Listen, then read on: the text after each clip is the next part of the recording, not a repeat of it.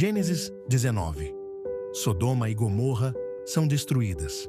A noite estava caindo, quando os dois anjos chegaram a Sodoma. Ló estava sentado à porta da cidade. Logo que os viu, Ló se levantou ao seu encontro e prostrou-se com a face por terra, e suplicou: Eu vos peço, meus senhores, descei à casa de vosso servo, para aí passardes a noite e lavardes os pés. De manhã retomareis vosso caminho. Contudo, eles contestaram: Não, nós passaremos a noite na praça. Todavia, Ló insistiu tanto que eles aceitaram o veemente convite e seguiram com ele para sua casa e entraram. Ló preparou-lhes uma refeição. Fez questão de que se alimentassem de pães asmos e eles comeram. Eles não tinham ainda deitado. Quando a casa foi cercada pelos homens da cidade, os homens de Sodoma, desde jovens até velhos, todo o povo, sem exceção, chamaram Ló e lhe ordenaram: Onde estão os homens que vieram para a tua casa esta noite? Traze-os aqui fora, para que tenhamos relações sexuais com eles. Então Ló saiu para conversar com aqueles homens, fechou bem a porta atrás de si e rogou-lhes: Por favor, meus amigos, não cometais essa perversidade. Ouvi, tenho 2 filhas que ainda são virgens. Eu vô-las trarei. Fazei-lhes o que bem vos parecer, mas a estes homens nada façais, porque se encontram sob a proteção do meu teto. Retira-te daí, esbravejaram eles, e alegavam furiosamente: Este homem é um simples estrangeiro, veio morar entre nós e já pretende ser juiz em tudo? A ti, pois, faremos ainda pior do que a eles. Em seguida, empurraram Ló com violência e avançaram para arrombar a porta. Nesse instante, os 2 visitantes agarraram Ló, puxaram-no para dentro da casa e fecharam a porta. Em seguida, feriram de cegueira todos os homens, tanto os moços como os idosos que estavam do lado de fora. E eles não conseguiram sequer encontrar mais a porta da casa. Então os 2 homens perguntaram a Ló: Ainda tens mais alguém dos teus na cidade? Genros, filhos e filhas, ou qualquer outro parente? Faze-os sair daqui depressa, porque estamos para destruir completamente este lugar. O clamor que sobe constantemente ao Senhor contra esse povo é tão grande e maligno que ele nos enviou para destruir a cidade. Então Ló correu e foi falar com os homens que iam se casar com suas filhas. E ele os instava: Levantai-vos, saí deste lugar, porque o Senhor destruirá toda a cidade. Todavia, eles pensaram que ele estivesse apenas brincando. Ao raiar da aurora, os anjos insistiram com Ló, ordenando: Levanta, toma tua mulher e tuas 2 filhas que aqui se encontram, para que não pereças no castigo da cidade. Entretanto, como ele hesitasse, os homens o tomaram pela mão, bem como sua mulher e suas 2 filhas, conduziram-nos à força e os deixaram a salvo fora da cidade, pelo misericordioso amor que o Senhor teve para com eles. Assim que os tiraram da cidade, um dos anjos recomendou a Ló: Livra-te, salva a tua vida depressa. Não olhes para trás, nem pares em nenhum lugar durante tua jornada pela planície. Foge para a montanha, a fim de não pereceres com os demais. Ló, no entanto, argumentou: Não, meu senhor, eu te rogo. Eis que teu servo encontrou graça aos teus olhos e mostraste uma grande misericórdia a meu respeito, salvando-me a vida. Mas não conseguirei chegar até a montanha, sem que me atinja primeiro essa terrível destruição, e eu venha a morrer também. Eis ali uma pequena cidade. Está tão próxima que me é possível correr até ela. Permite que eu fuja depressa para lá.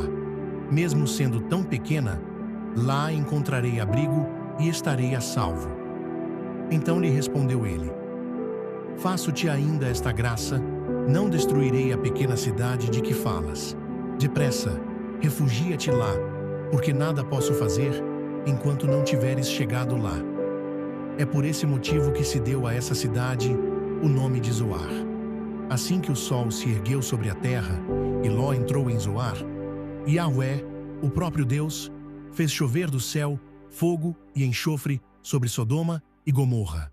Assim, ele destruiu completamente aquelas cidades e toda a planície, com todos os habitantes das cidades e toda a vegetação ao redor. Contudo, a mulher de Ló olhou para trás e, imediatamente, transformou-se numa estátua de sal.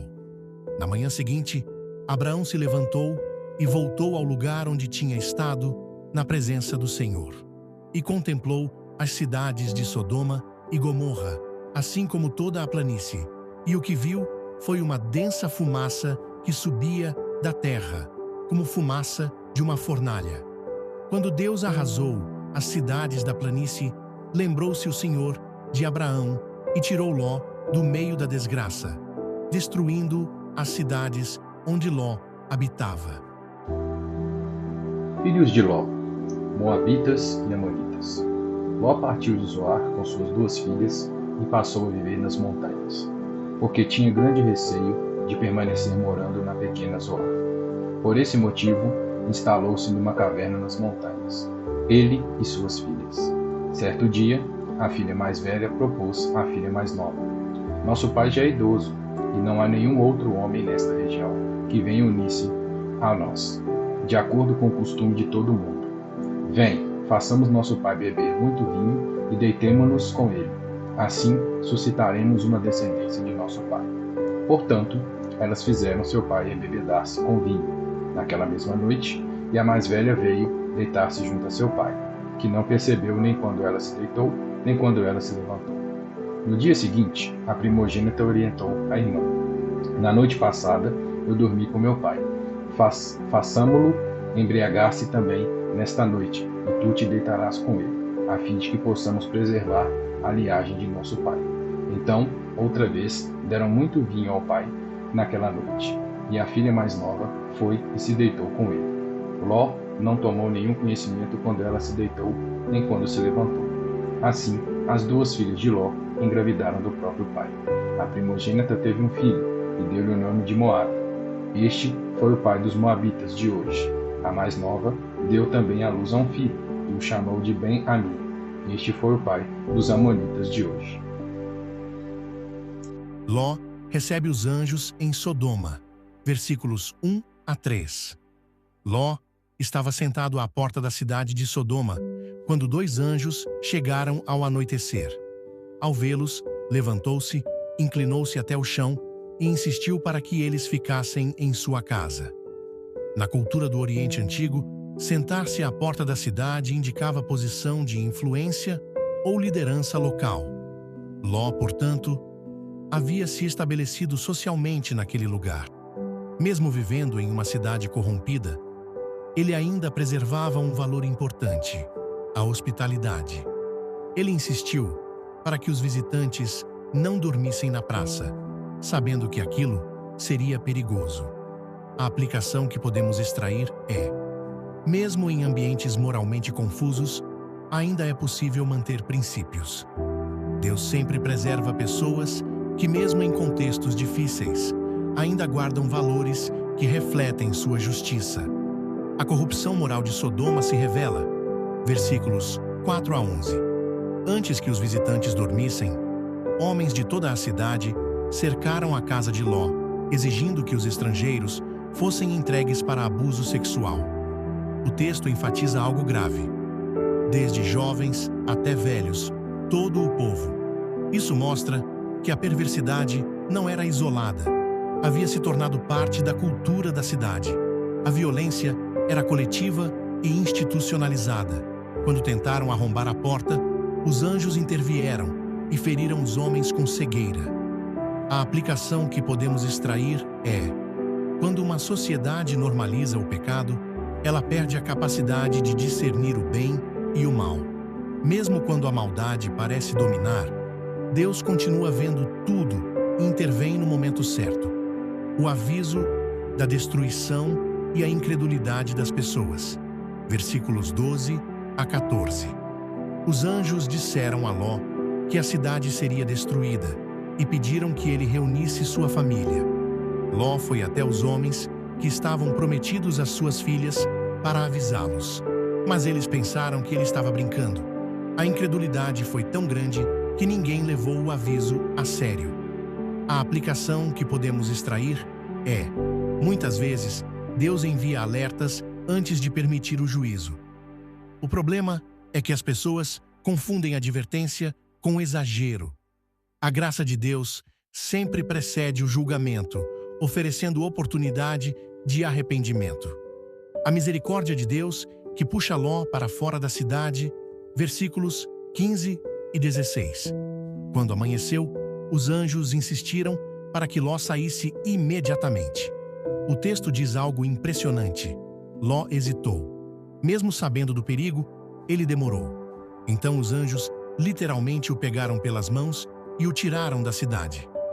O texto afirma que isso aconteceu pelo misericordioso amor que o Senhor teve para com eles. A aplicação que podemos extrair é: às vezes, Deus nos salva até quando estamos demorando para reagir. A graça de Deus é tão grande que, em certos momentos, Ele nos tira de situações perigosas, mesmo quando estamos hesitando. A instrução clara: não olhar para trás. Versículos 17 a 23. Os anjos deram uma instrução direta: não olhem para trás, não parem na planície, fujam para a montanha. Mas Ló pediu permissão para fugir para uma pequena cidade chamada Zoar. Deus, em sua graça, concedeu esse pedido. Isso mostra que, mesmo no meio do juízo, Deus ainda responde às orações. A aplicação que podemos extrair é: a salvação exige movimento. Não basta saber o perigo, é preciso sair dele. Quando Deus abre um caminho de escape, Ele também concede graça para completarmos a jornada. A destruição de Sodoma e Gomorra. Versículos 24 e 25. Então aconteceu o julgamento. Deus fez chover fogo e enxofre do céu sobre Sodoma e Gomorra. Toda a região foi destruída. O texto mostra que o juízo de Deus não foi impulsivo, mas resultado de uma corrupção profunda e persistente. A aplicação que podemos extrair é: Deus é amor, mas também é justo. A justiça divina existe para impedir que o mal destrua completamente a criação. A história bíblica revela que o mal nunca terá a última palavra. A esposa de Ló olha para trás. Versículo 26. Durante a fuga, a esposa de Ló olhou para trás e se transformou em uma estátua de sal. Esse olhar não era apenas curiosidade. Representava apego ao passado, à vida que estava sendo deixada. Seu coração ainda estava ligado à cidade que Deus estava julgando. A aplicação que podemos extrair é: quem decide caminhar com Deus precisa aprender a deixar o passado para trás. A libertação verdadeira acontece quando o coração também decide seguir em frente. Abraão vê a fumaça da destruição. Versículos 27 a 29. Abraão voltou ao lugar onde havia falado com Deus no dia anterior. De lá, ele viu a fumaça subindo da planície. Mas o texto revela algo essencial. Deus salvou Ló porque se lembrou de Abraão. Isso mostra o poder da intercessão. A oração de Abraão não impediu o julgamento da cidade, mas preservou vidas dentro dela. A aplicação que podemos extrair é: a oração de uma pessoa pode gerar proteção sobre outras.